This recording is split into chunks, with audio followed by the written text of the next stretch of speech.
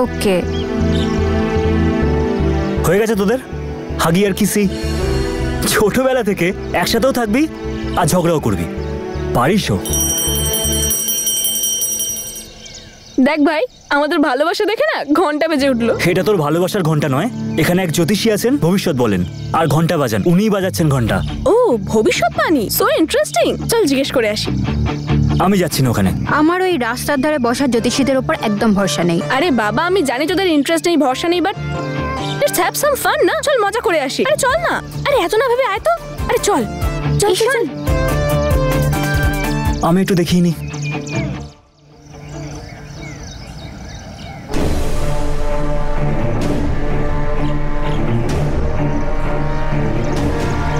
যদি বিশ্বাস না থাকে তাহলে তোমার নিজের আর আমার সময় নষ্ট করছো কেন? না না, অবশ্যই ভরসা করি। প্লিজ ফিউচারের ব্যাপারে বলুন। তোমরা আজকালকার ছেলেমেয়েরা জ্যোতিষশাস্ত্রকে মিথ্যা মনে করো নাকি? কিন্তু এটাও একটা বিজ্ঞান, সায়েন্স। এটা এমন একটা সায়েন্স যেটা হাতে রেখার মধ্যে লুকানো ভবিষ্যৎকে পড়তে পারে, আর এটাও বলতে পারে যে ভাগ্য কার জন্য কি ঠিক করে রেখেছে। কিন্তু আমার মাম্মা বাবা তো বলতেন যে নিজেদের ভবিষ্যৎ আমরা নিজেরাই বানাই। চল না, প্লিজ দাঁড়া না, প্লিজ বাবা। এত সাসপেন্স যখন বিল্ড করেছেন তাহলে বলুন না কি লেখা আছে প্লিজ।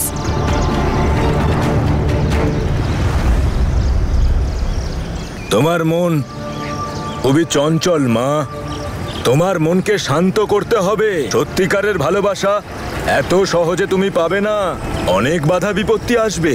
এটা জরুরি নয় যে তুমি যাকে ভালোবাসো সেও তোমাকে ভালোবাসবে।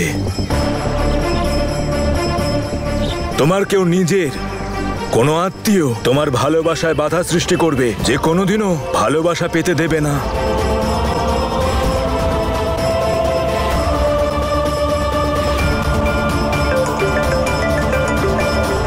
মল্লিকা চল, মায়ের ফোন আসছে, চল। এক মিনিট। থ্যাংক ইউ পুরোহিত মশাই।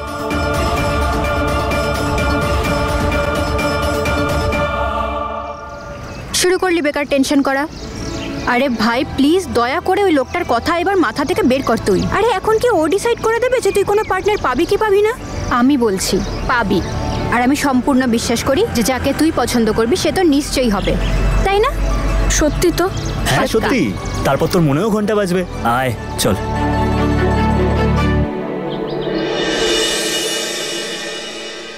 আমাদের গৌতমের মল্লিকার বান্ধবী নম্রতাকে বেশি পছন্দ হয়েছে। নম্রতাকে সুখবরটা দিয়ে দিয়েছিস? কিভাবে ও তো সুযোগ কেড়ে নিল? কাম অন মম, যা হওয়ার ছিল হয়েছে। তোমার সত্যি মনে হয় যে আমি ওই ছেলেটাকে বিয়ে করব? সামান্য একটা ব্যাপার নিয়ে তুমি এভাবে কেন টেনশন করছো বলো তো? আচ্ছা, তোর কি মাথাতে কিছুই নেই? এত বড় একটা পরিবারের ছেলে তোর বান্ধবীর জন্য তোকে রিজেক্ট করলো, তোর মনে হয় এটা সামান্য বিষয়? কে জানে কোন কুক্ষণে মেয়েটা আমাদের ঘাড়ে এসে জুটেছিল। আমার দুটো ছেলে মেয়েকে নিজের হাতের মুঠোয় করে নিয়েছে। একজনের সঙ্গে তো দিন রাত এদিক ওদিক ঘুরে বেড়ায়, আর আরেকজনের তো সম্বন্ধটাই ভেঙে দিল সে। মা রিল্যাক্স, এসব কি কথা বলছো নম্রতার ব্যাপারে? আর মম তুমিই তো বলেছিলে ওকে আমার সঙ্গে থাকার জন্য। হ্যাঁ বলেছিলাম, কারণ তুই জেদ করেছিলি। তুই বলেছিলি যে নম্রতা না থাকলে তুই ছেলেটার সাথে দেখাই করবি না, সেই জন্যই আমি ওকে ডেকেছিলাম। ওকে এভাবে তো সম্বন্ধ ভাঙতে ডাকিনি। ওরও তো একটু বুদ্ধি করে কাজ করা উচিত ছিল। কি দরকার ছিল ছেলেটার এত কাছাকাছি থাকার? একটু কি দূরে থাকতে পারতো না? কি প্রয়োজন ছিল ওর এত বেশি বেশি কথা বলার? ওর সবাইকে ইমপ্রেস করা চাই মম। ওর আসলে সবার অ্যাটেনশন চাই। ও খুব বাজে মেয়ে একটা।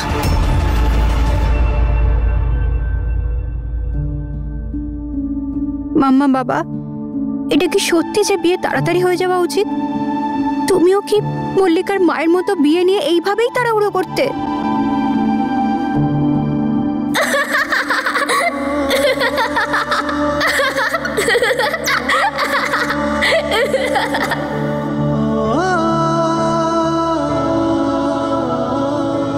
নম্রতা সোনা, কি করছিস?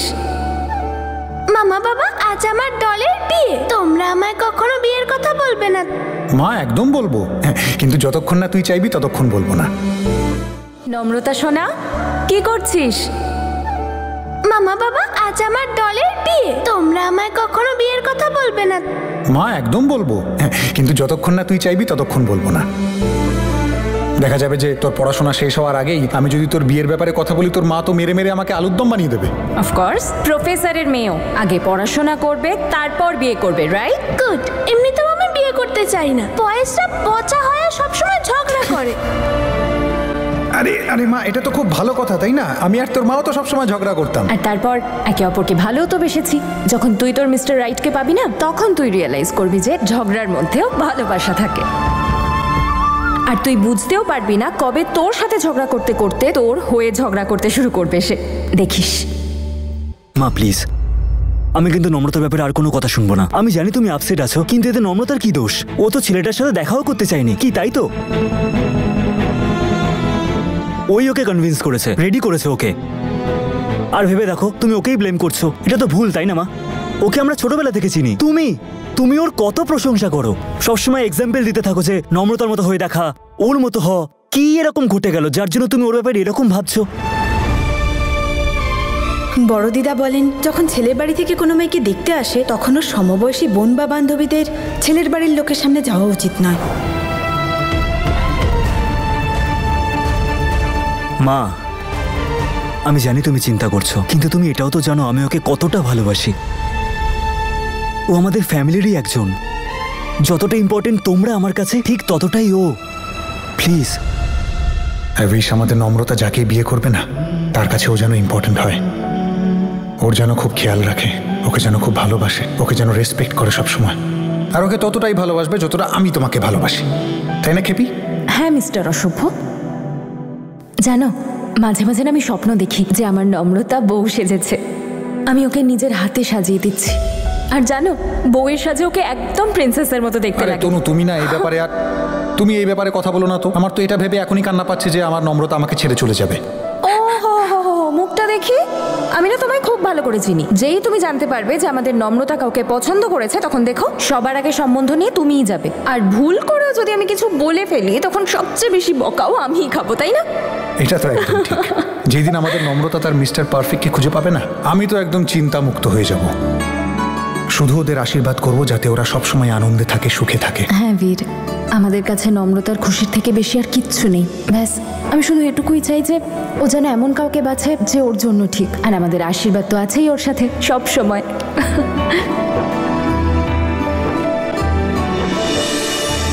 এর থেকে এটা বোঝা যায় যে ছেলেটা মল্লিকার জন্য ঠিক ছিল না। তোমার কি মনে হয় আমার ওর জন্য চিন্তা নেই? আমিও চাই ওর ভালো হোক, সেটেল হয়ে যাক, সুখে থাক। কিন্তু সবকিছু সলিউশন কি শুধুই বিয়ে? ঠিক আছে, নম্রতা কোনো ভুল করেনি, এই তো। এবার তোরা দুজনে মিলে ওর পুজো কর। কে জানে তোদের দুজনকে ও কি দিয়ে বশ করে রেখেছে। আমার একটা কথা তোরা দুজন ভালো মতো শুনে নে, একদিন ওই মেয়েটা তোদের দুজনের জীবনই বরবাদ করে ছাড়বে।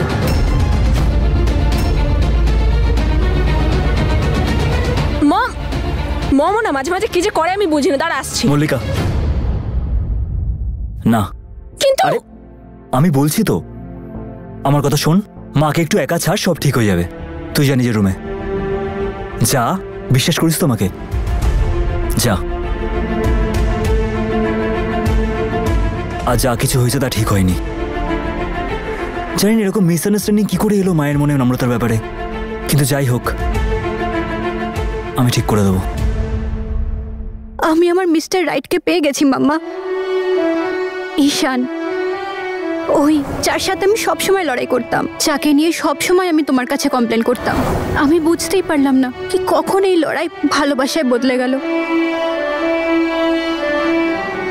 তুমি যদি ওকে দেখতে, তাহলে তুমিও ওকে খুব ভালোবাসতে। যেভাবে ও আমার খেয়াল রাখে, তুমি ওকে কোনোদিন রিজেক্ট করতে না, বরং তুমি ওকে অনেক অনেক আশীর্বাদ করতে।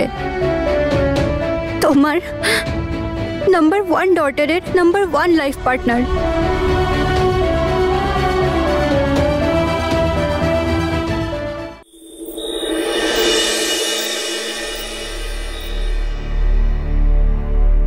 আমার দুঃখ কষ্ট নিয়ে তোর যখন এতই চিন্তা, তাহলে কেন জয়েন করতে চাইছিস পুলিশের চাকরিতে? কত মানুষের জীবন নষ্ট করেছে এই চাকরি।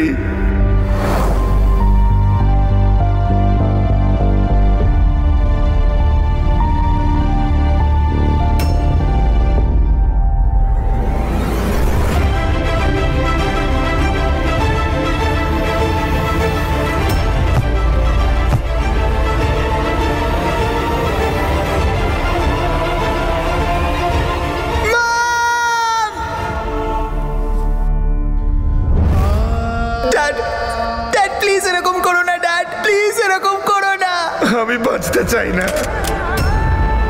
ড্যাড, না না ড্যাড, প্লিজ ড্যাড, এরকম করো না।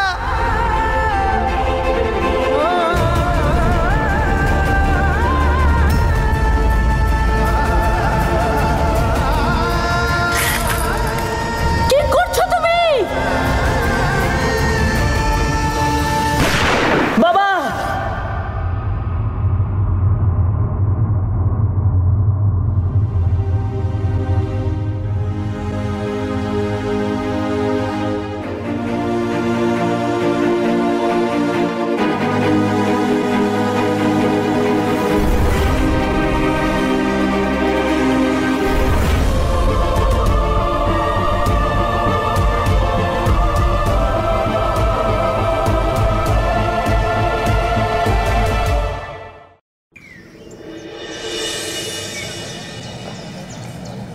ওর তো ফোনটাও সুইচ অফ বলছে। কিছু তো একটা হয়েছে। এটা মল্লিকা! হতেই পারে। ঠিক আছে, পরে কথা বলছি। হ্যাঁ, ঠিক আছে, বাই বাই বাই। হ্যাঁ, ঈশান কোথায়? ও ঠিক আছে তো? আরে আমি কি করে জানবো? তোর সাথে দেখা হয়নি আজ?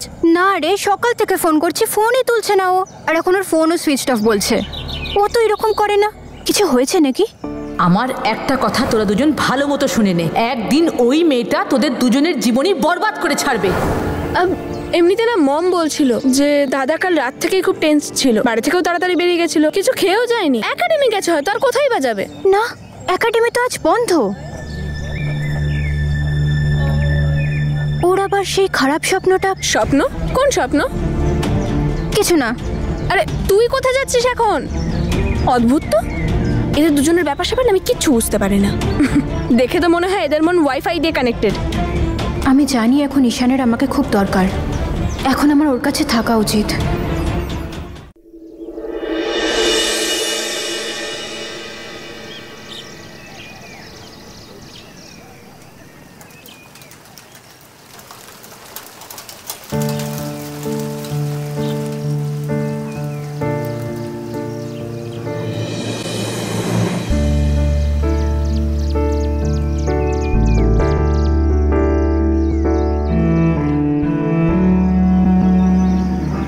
তুই কি আবার ওই দুঃস্বপ্নটা দেখেছিস?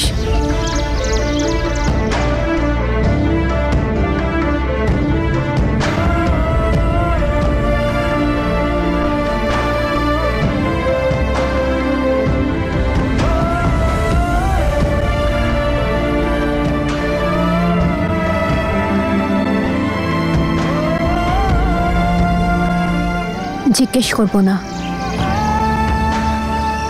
কিচ্ছু জিজ্ঞেস করবো না। কিন্তু যদি তুই চাস, আমার সাথে শেয়ার কর, এমন কি স্বপ্ন এটা যা তোকে এত ভাবায়? তুই তো বলিস আনন্দ ভাগ করে নিলে বাড়ে আর দুঃখ ভাগ করে নিলে কমে। তাই প্লিজ আমার সাথে শেয়ার কর, তাতে হয়তো মন হালকা হবে। বল আমাকে, কি হয়েছে? তোর মনে যা চলছে সবটা বল।